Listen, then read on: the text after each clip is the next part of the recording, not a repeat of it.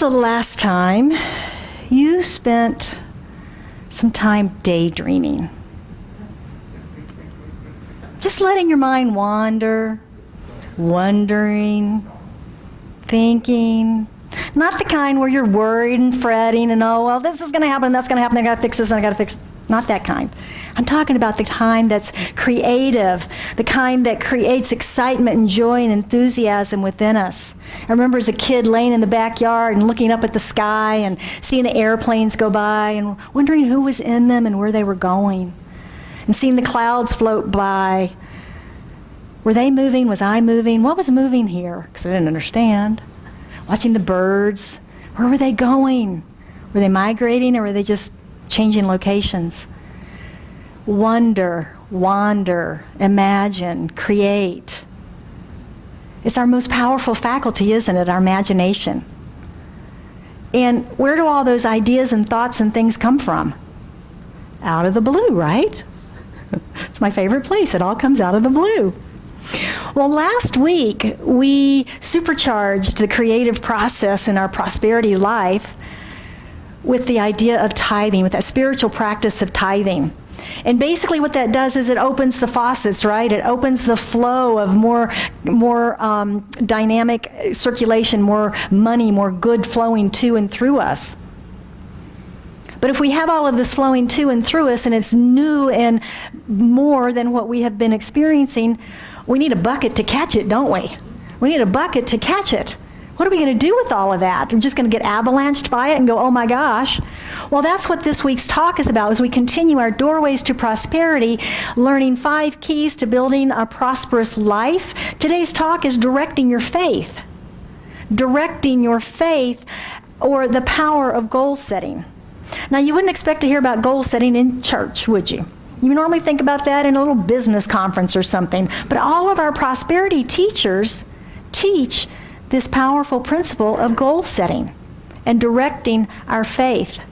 Directing our faith. And we talk about it around here as the power of the law and our power to direct the law in our lives. Direct the law in our lives. So, directing our faith is really about that. Do you believe, do you really believe at a gut level that whatever it is that you are praying about, setting a goal for, dreaming about, do you really believe at that core deep level that it's on its way? It's like calling up Amazon or Sears and Roebuck, whatever, and placing that order and just knowing it's going to show up. Or do you doubt? Do you doubt? And having directed faith is when we get ourselves to that level of belief that whatever it is that we're seeking is seeking us already. But getting ourselves to that, and there's a disconnect there sometimes, isn't there? It's the want versus the I believe I've received or am receiving. There's a disconnect. There's a disconnect sometimes. Many of us put our goals and aspirations in this little box up here in January. Remember that? We had our big fireball, our burning bowl ceremony where we let go of 2016 and all that it held. And we started over. We had a do-over. And we've made our goals, our dreams, our aspirations here. And they've been here every Sunday. And your practitioners and ministers have been praying over them. And I know that you have too. And you've been taking concrete actions in your life to make them be manifest, right? Or are these yearnings? Are these wants? Or do you really believe that these are manifesting in your life? Do you remember what you wrote down?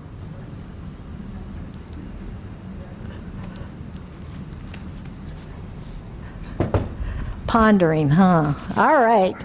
So today we're going to explore some of these spiritual and metaphysical truths that help us to create the life of our dreams. Edwene Gaines, I've been using a lot of her material in her 4 spiritual laws of prosperity. And in there she says, setting concrete goals and concrete and practical goals creates a vessel with which you can catch your good when it arrives. The proverbial bucket, right? And I think it's a great visual. It's a great visual because Ernest Holmes teaches that we are surrounded by this infinite unformed substance, that it receives the impress of our thinking in order to tell it what form to come into. So if we combine those teachings, they're the same thing, that we are the steerer of our boats. We're the captain of our boats, and we need to set the course, and then we set the mold for how this good is going to show up in our lives. For how it's going to show up in our lives. It can be in the form of a vitally, physically alive body, relationships that are satisfying, work that we love, or all the money we can spend. And that's Edwine's definition of prosperity that we've been using all month. And I think it's a good one because we say prosperity in our life is that wholeness of life expressed, isn't it? It's not just money. Prosperity is the wholeness of life expressed through us, as us. The way we choose, the way we want, the way we select. We set the course. So what do you really want? Has anybody ever asked you that question? What do you really want? Not what your parents said you should want. Not what your teachers told you should want because you were good at math or English or science. Not what society tells you should want. Not what the advertisers tell you should want. What do you really want? And many of us struggle with that question. Many of us struggle with that question. Ernest Holmes, in The Science of Mind, the founder of Centers for Spiritual Living, says practically the whole human race is hypnotized because it thinks what somebody else told it to think. Yeah. So what do you want? I'm dealing with this a little bit right now as I move through this ordination process. It's been... you guys, I tell you this all the time. Ministry is an ongoing journey. It's not something you just graduate and you're done. It keeps on going. And this is no different. I've hit another milestone, or I'm hitting another milestone on the path. And the ordination panel itself, where they blanked me on the head and said, "You are an ordained minister," was wonderful. And this time in between the formal ritual, rich, sacred ceremony that's coming up next month has been a space for me to look at, what do I want? Who am I? What is my relationship with ministry? What are the goals and mission and values and vision of my life now? Are they the same? Have they changed? So I'm deepening in that process as I move through these weeks leading up to this ceremony and this ritual. So I've been asking myself that question a lot lately. What do I want? What do I want? What is the life of my dreams? What does that look like today versus last year or the year before, or 5 years ago even? Deep reflection, deep reflection. And it's very important for us to get in touch with our personal dreams and desires, to know what they are so that we can then be willing to receive them, right? Because sometimes we'll get all out of whack and we'll want this, but we're not willing to receive that, right? You ever been there? I really, really want that, but then it shows up and you go, oh, nope, not for me. Too scary, too big, oh my gosh. Everybody been there? I have, sure. I think I want it. It's like going out to dinner and ordering that big old lobster dinner, and it shows up and you take 2 bites, you go, oh my gosh, I'm full, I couldn't possibly eat that much. Yeah, similar thing. So it's important for us to allow the universe to deliver to and through us, and not to be on autopilot. Autopilot, remember that old commercial? You get up and make the donuts, you come home, time to make the donuts, time to make the donuts. We sometimes get in that routine, don't we? And sometimes we need to just kind of take a break. Take a break. And consciously be aware of our desires. And then, like Thoreau said, walk confidently in the direction of our desires, knowing that the universe has our back. Did you know that? Did you know that the universe has your back? Yeah. It's a good feeling, isn't it? So where's God in all this? Well, that's the source, isn't it? That's the source of the dream, the desire, the inspiration, the wisdom, the intelligence. That's the source. That's the out of the blue. That's where all of these amazing ideas come from. And they just keep coming and coming and coming. But it's up to us to choose and select and filter and sift and decide based on our own individuality which ones we want to take action on, which ones we want to focus our attention and our intention on to see made manifest in our life. The beauty of it is that we're all different. I could put 75 ideas up here and let them scroll through, and they're not all going to appeal to everybody, are they? There's only going to be certain ones that are going to light you up individually. And that's the beauty of the way this whole thing works. But in order for us to use this, we need to be aware of what it is that we want, what resonates with us. So this idea of developing a directed faith, actively engaging faith in our life, knowing what we want, is getting us to that unshakable belief that I was talking about earlier. That unshakable belief where you know that the sun sets in the west, it rises in the east. It's unshakable. You know that you've placed your word into the activity of mind, into the action of law, and you know that it is being made manifest, and it is coming forward, and you are accepting and receiving.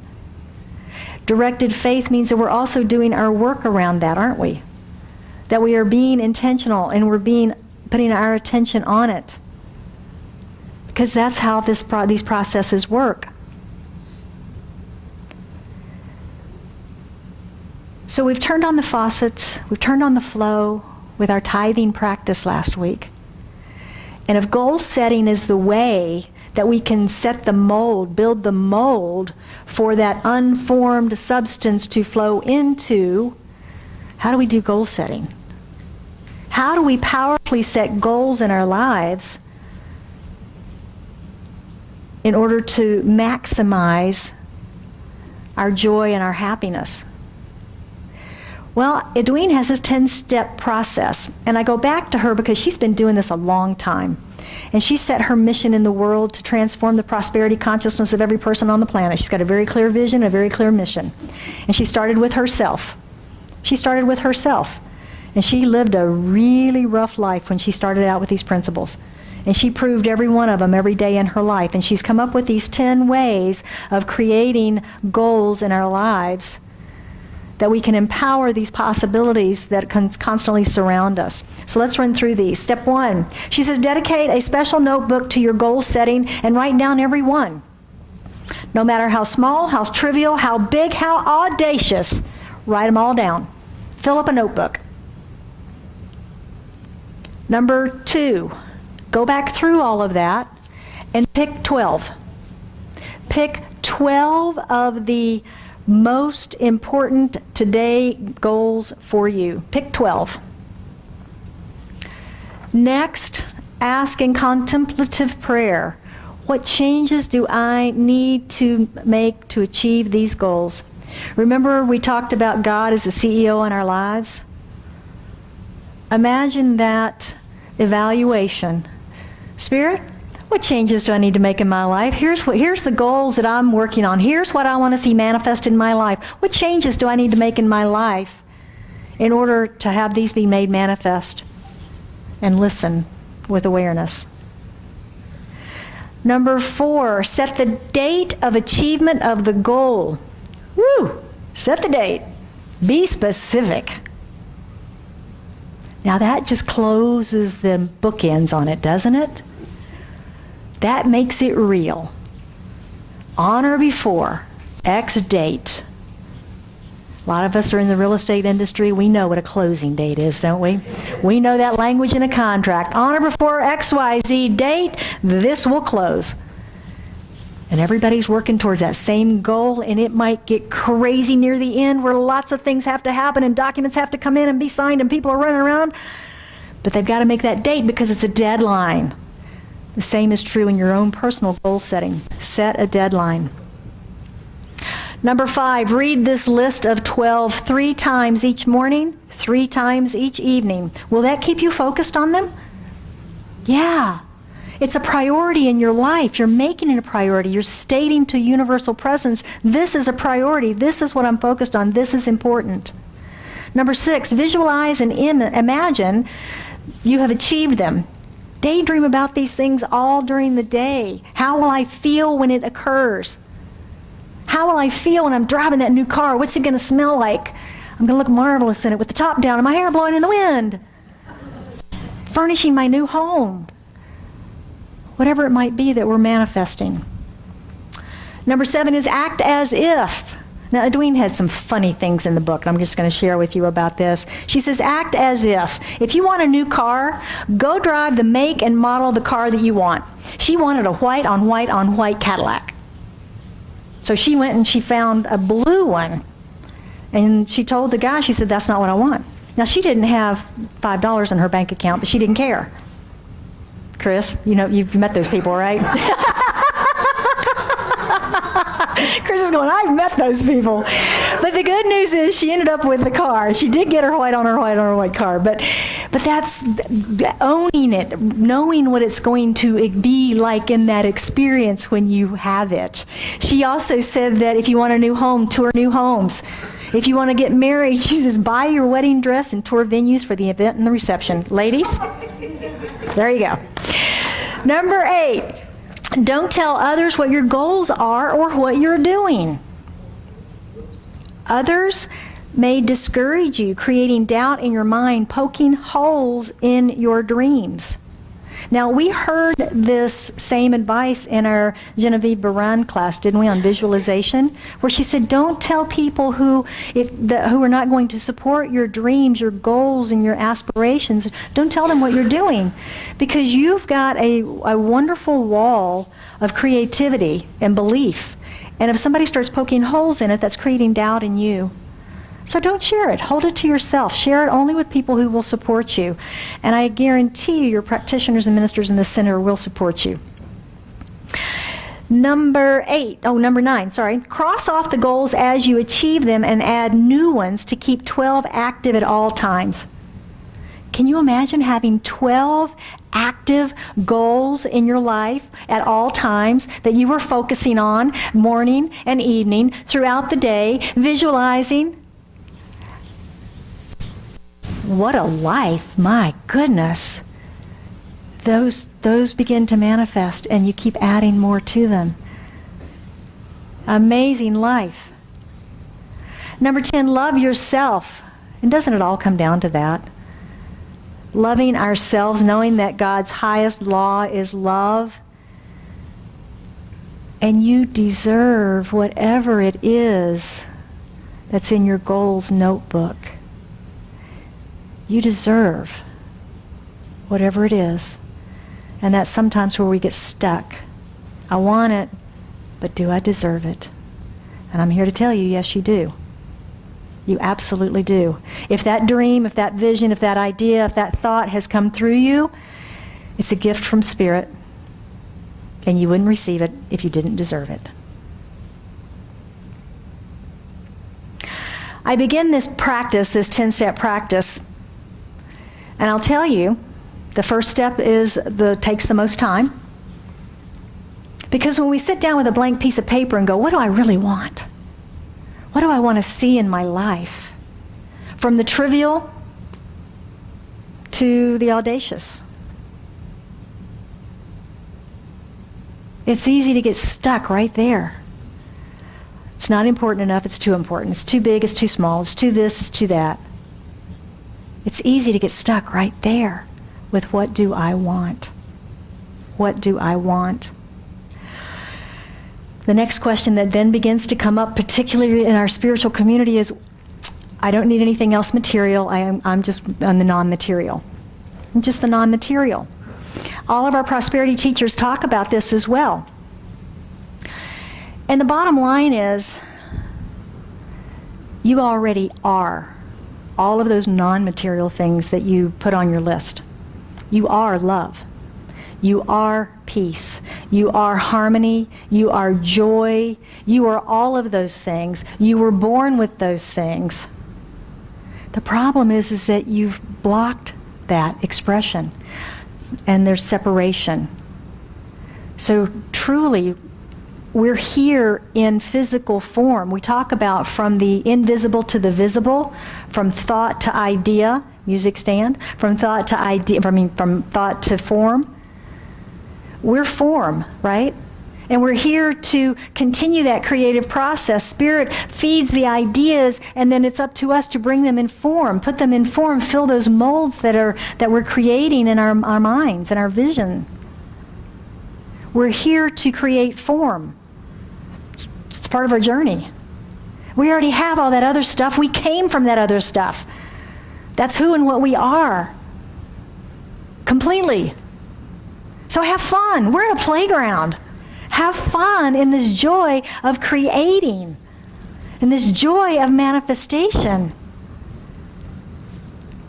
Edwin says, you are a child of God. You already have all of the wisdom, intelligence, faith, peace, and love there is. You're not going to get any more of that intangible stuff, so don't even bother writing it down. Why ask for something you already have? Why ask for something you already have? She says, don't write down a goal of more love in your life.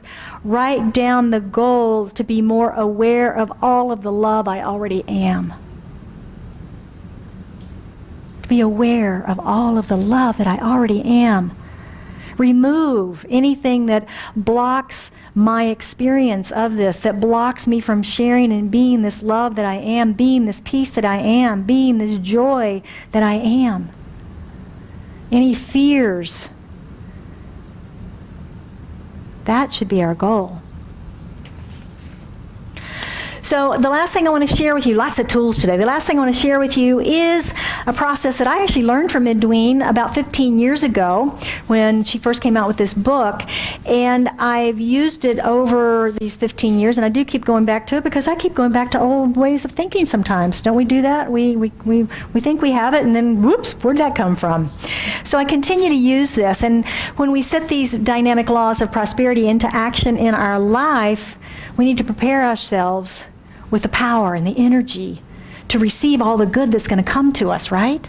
Because we're going along here and, maybe this is our life, and then all of a sudden we get all this new good coming into our life and we're expanding. We need more energy. We need more power to work with all of that good that's coming to us now, right? So she's calling this a 21-day challenge. And the challenge is no complaining, no gossip, no criticizing, no negative language for 21 days. If you slip, you start over with day 1. And you keep starting over with day 1 until you get 21 consecutive days. No criticizing, no complaining, no gossiping, no negative talk. And if you really want to put it on steroids, that even includes your thoughts. Not just your verbalizing, but also your thoughts about yourself. Yep, sure does. So what's in it for me if I do this, right? What's the difference? What's in it for me? When we change our language from critical and condemning to raising and praising, we're not only changing our thinking and our life, but we're also changing and impacting everybody that we come in contact with, aren't we? Because we are now walking in a presence of joy. We're walking in a presence of praise. We're walking in a presence of looking for the good, as opposed to noticing the negative, noticing something to be critical about, condemning, making someone wrong, blaming someone. So think of the impact we would then begin to have on all areas of our life where we have any relationship with anybody. Be it the grocery line, be it the gym, our office, our home, our families. Edwin calls this a fasting. 21-day challenge is a fasting. And a fasting is a spiritual practice where we discover how strong we really are. Whether you're fasting from a food of some sort or all food, or whether you're fasting from complaining and criticizing. We come out of it stronger and more empowered because we realize on the other side of it that we did it, that we can do it, that we have the strength and the willpower to do this. And the other benefit of this particular process is the way that it lifts us in our thinking in our world, in our lives. I recommend it. She used to have a little bracelet that you could switch back and forth and back and forth. So grab a rubber band, and you can use a rubber band, or if you've got one of those little rubber bracelets, you can do that and switch it. And when I first started it, I remember I was I wanted the details. Okay, so if I slip in one day, can I just be negative the rest of that whole day and then I start over?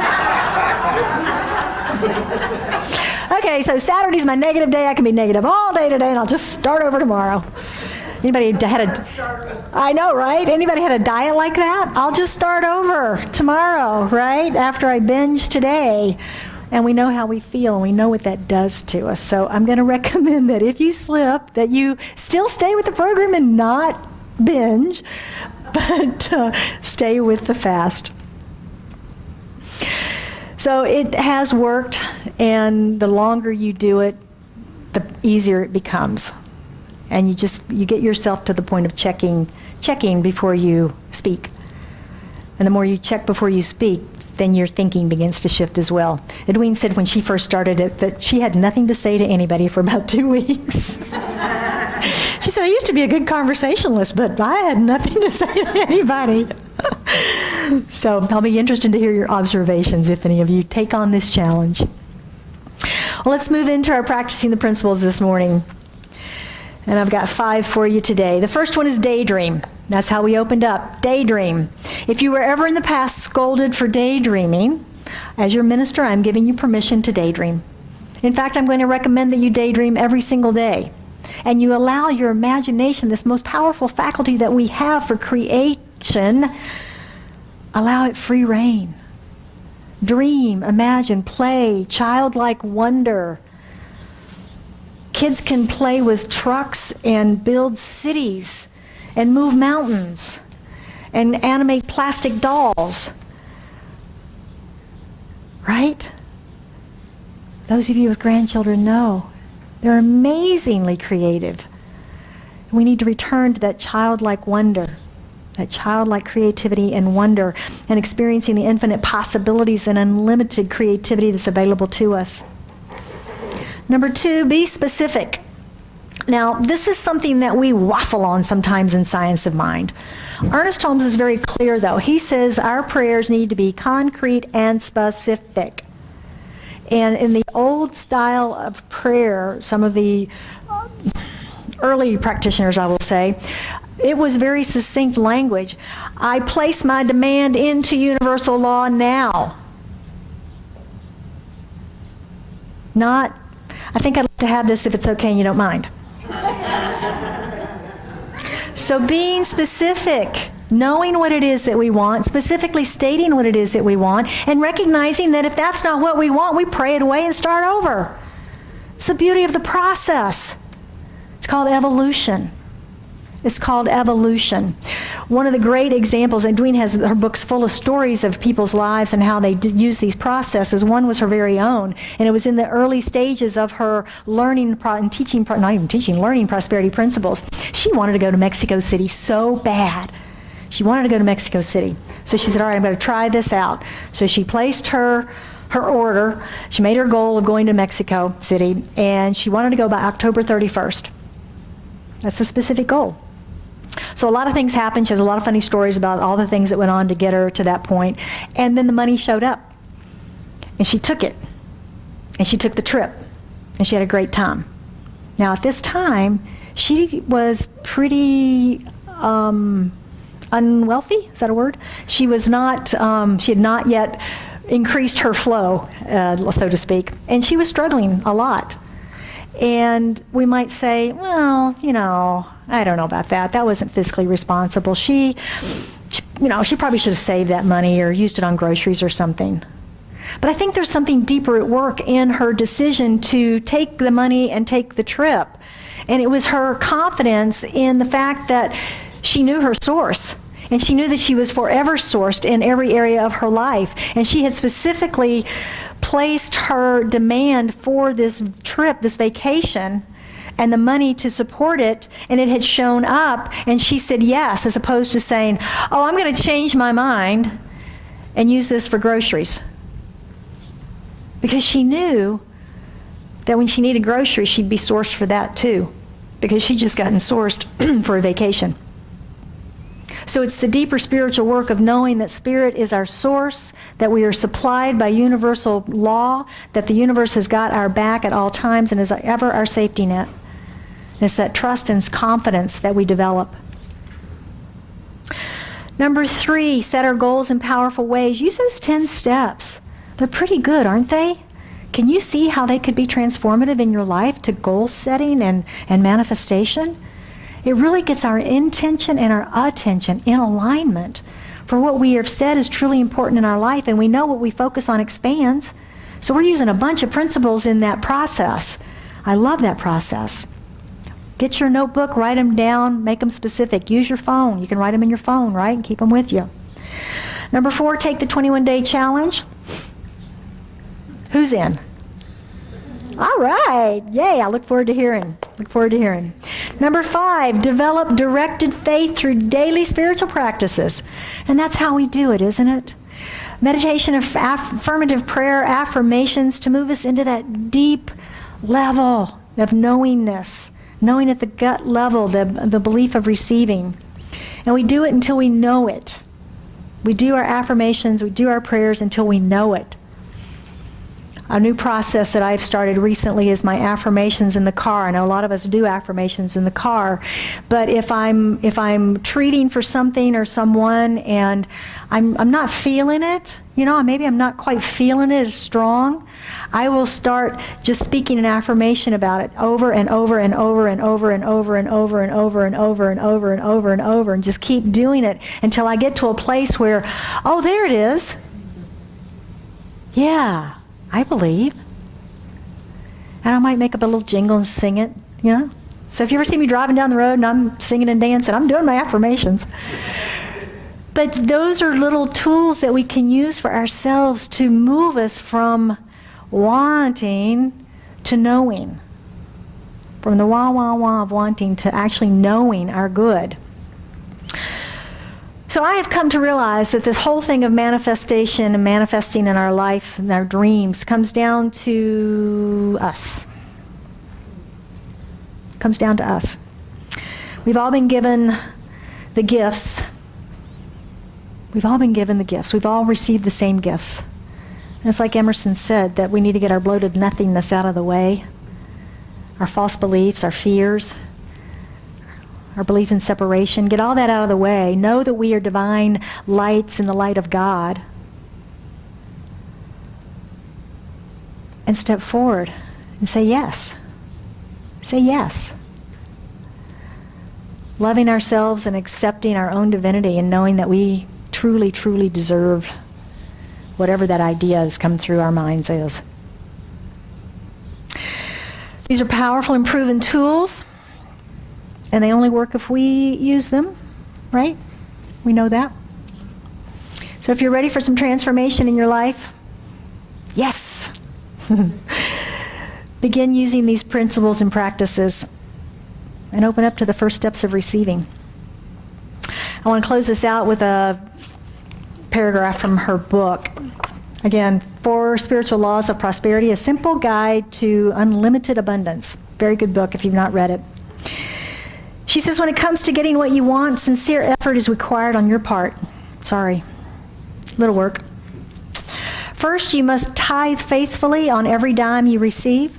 Then you must do your inner work to be open to the possibilities, to be specific in what you want, and to acquire a childlike sense of your own worth and your unlimited possibilities. You must develop directed faith. And remember, with God, all things are possible. So I would invite you to join me as we close this out with an affirmative prayer this morning. How good it is to recognize that there is only one power, one presence, one life, and that is the life and the power and the presence of God. It is the infinite source of all that is, was, or ever shall be. And all of it is now here present in this room, in, through, and as each one of us as individualized and unique expressions of it. We are the love, the joy, the intelligence, the wisdom, the harmony, the prosperity that God is, for we are of that presence. No separation. We've just put on a different suit of clothes. And so I know from this place of recognizing our unity in that wholeness of the one, I speak my word for and about each of us today, accepting for us that abundance and prosperity through our lives, through every area of our lives, be it health, relationship, career, finance. We are abundantly supplied. It's all here for us. It's up to us to choose the size and the shape of our bucket into which we want to receive. So if there's something that we have on our hearts today, anyone has anything particular on their heart, their mind, I invite you to bring it forward as we speak the word for and about that item, knowing that it is perfectly unfolding in your life. There's clarity, there's healing, there's wholeness, there's revelation, there's truth, there's resolution. Whatever the need is, it is met in this moment, in this divinity and the wholeness of who and what we are. I know that all activity necessary for the perfect unfoldment and manifestation of it is already done, complete in the mind of God. For the word spoken is the word manifest. So it is in great gratitude, great joy, great thanksgiving that I release this prayer into the activity of mine, knowing for sure that it's done. And we accept and affirm this together by saying, and so it is.